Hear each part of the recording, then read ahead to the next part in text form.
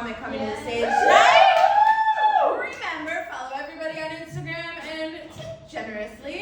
Our next comic was Harriet Tubman in her former life, and in her current life performs comedy all over Los Angeles. Make it wild for Jenna Keto!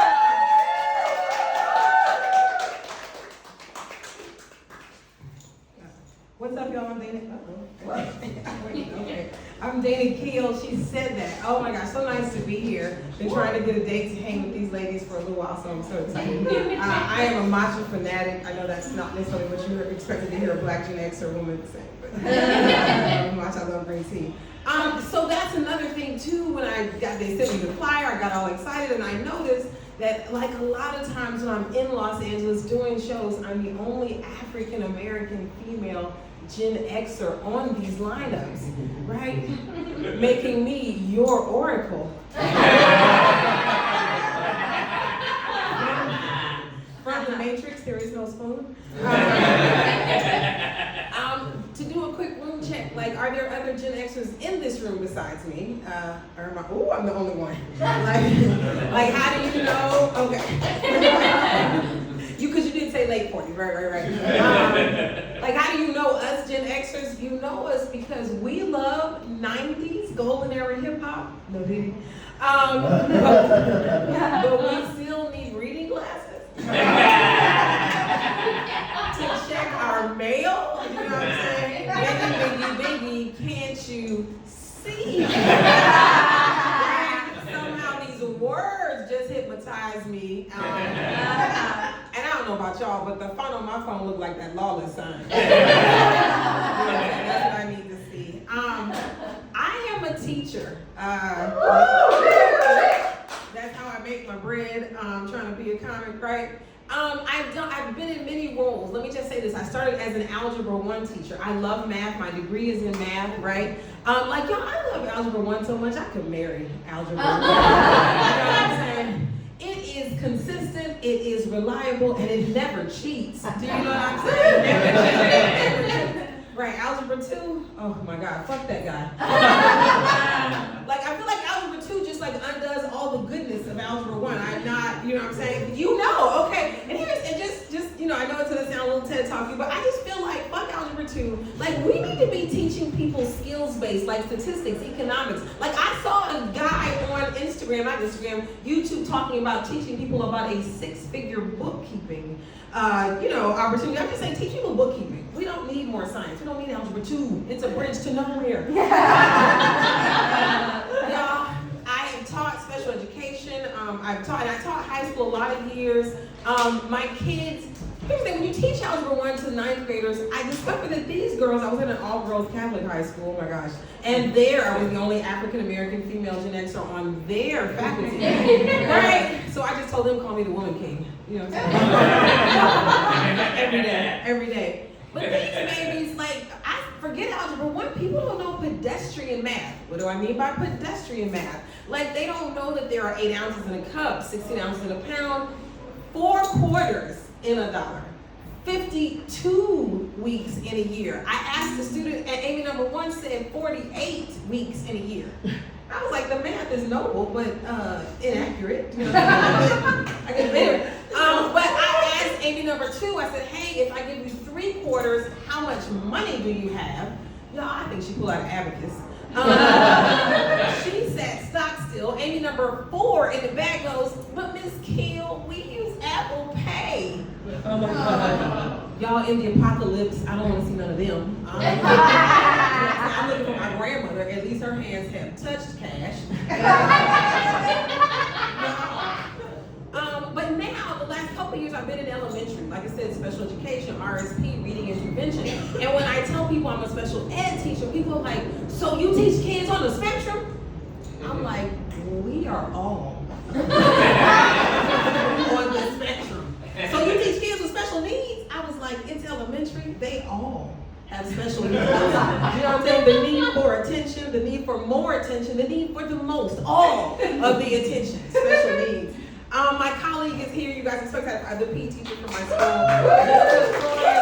Y'all, I saw Coach out there trying to work with kindergarten kids, like with structured play, for PE, and I just thought PE for kinder should simply be called "Do What You Do." Like that's do what you do. Just that's all they do.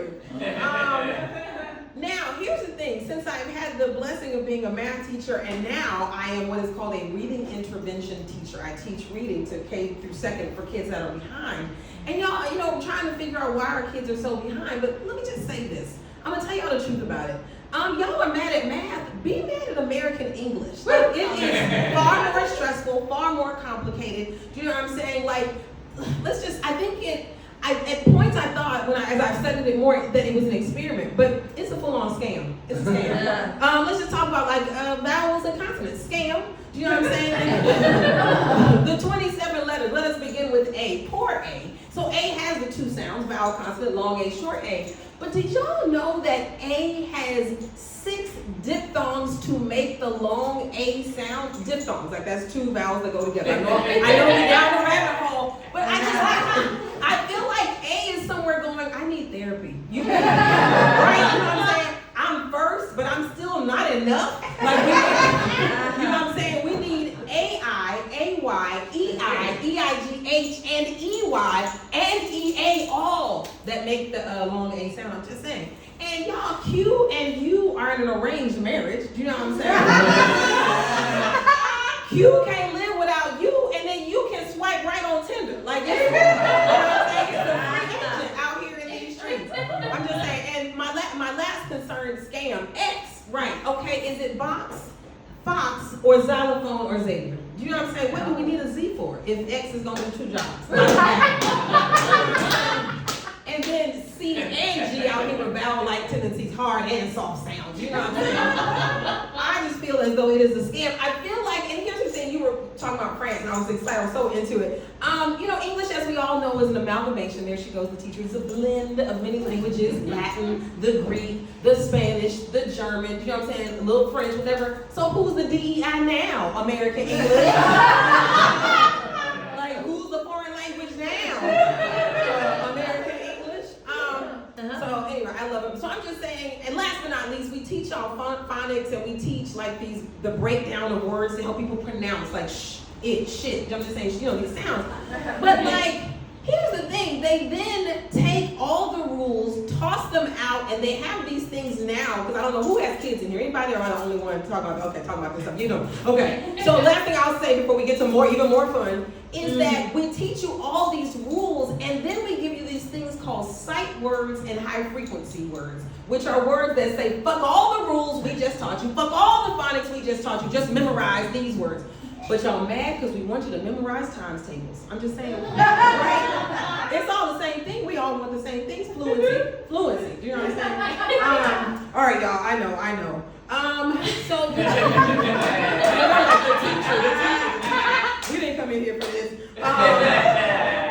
Now, thing about teaching that I learned is I'm 56. Let me just say that first. You're supposed to clap, right?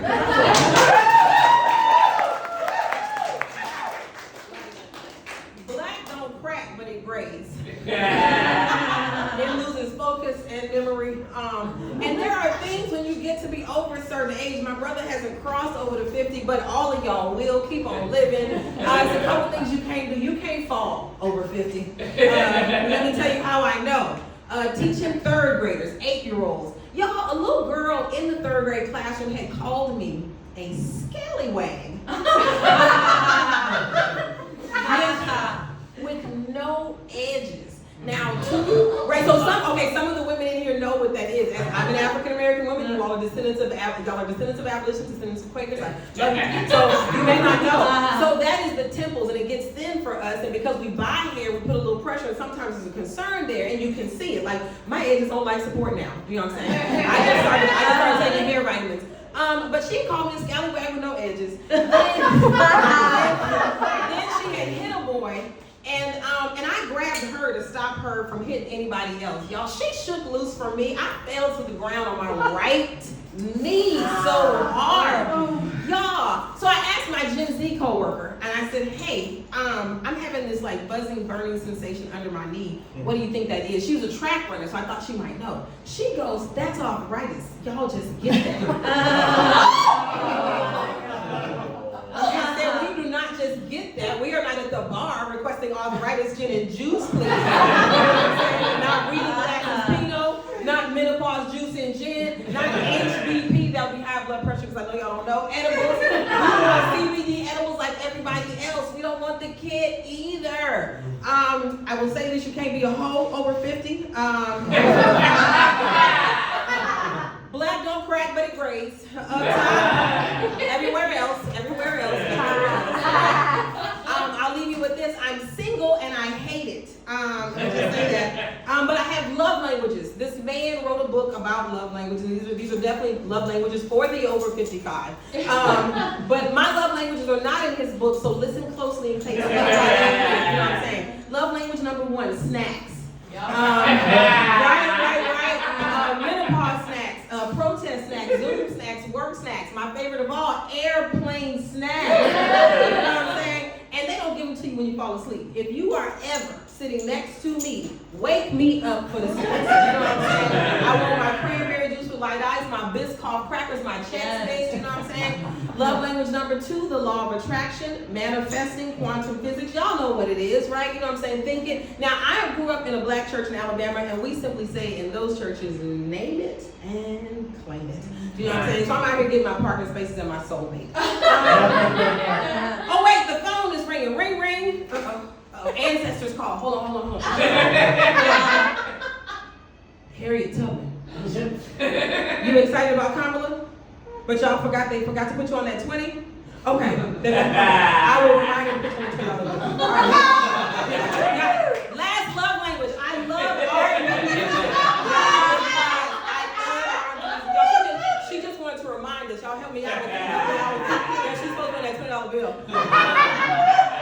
I love R&B music, and I believe as a Gen Xer who has lived across 2 millennia, 2 centuries, that the greatest piece of R&B music from the 20th and the 21st century is Michael Jackson's Off the Wall album. Right? If you love those 3 things like I love those 3 things, we should be together.